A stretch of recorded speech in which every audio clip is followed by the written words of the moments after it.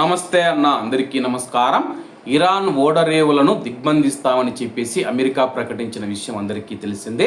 వివరాల్లోకి వెళితే ఇరాన్ ఓడరేవులపైన పూర్తి దిగ్బంధనాన్ని విజయవంతంగా అమలు చేసినట్లు అమెరికా సెంట్రల్ కమాండ్ వెల్లడించింది. ముఖ్యంగా హార్మూజ్ జలసంధితో సహా కీలక ప్రాంతీయ జలమార్గాలలోనూ అమెరికా దళాలు మోహరించినట్లు యుఎస్ సెంట్రల్ కమాండ్ ప్రకటించింది. అలాగే హార్మూజ్ జలసంధి పైన దిగ్బంధనానికి ఇరాన్ ఓడరేవుల్లో దాదాపు 10,000 మంది అమెరికా సైనికులు, మెరైన్లు, వైమానిక దళ సిబ్బందిని మోహరించినట్లు సమాచారం.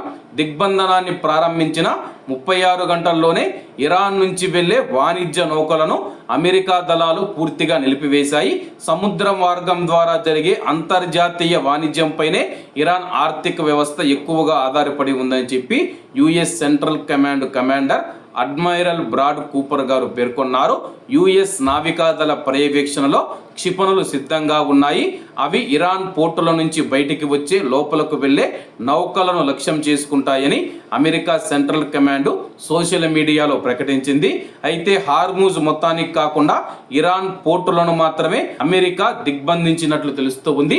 ప్రస్తుతం మనం చూసుకుంటే ఇరాన్ ఓడరేవులు ఏవైతే ఉన్నాయో ఇరాన్ ఓడరేవుల నుంచి బయటికి వచ్చేవి కానీ ఇరాన్ ఓడరేవుల లోపలికి వెళ్లే నౌకలను లక్ష్యం చేసుకున్నాము. అలాగే 10,000 మంది అమెరికా సైనికులను మోహరించి దిగ్బంధనాన్ని విజయవంతంగా అమలు చేశామని చెప్పేసి హార్మూజ్ జలసంధి గుండా ఇరాను కాకుండా ఇతర దేశాలకు వెళుతూ ఉన్న ఓడలు ఏవైతే ఉన్నాయో, నౌకలు ఏవైతే ఉన్నాయో వాటిపైన ఎటువంటి దిగ్బంధనాన్ని మేము అమలు చేయలేదని, ఇరాన్ ఓడరేవులను మాత్రమే లక్ష్యం చేసుకున్నామని చెప్పి యుఎస్ సెంట్రల్ కమాండ్ ప్రకటించింది.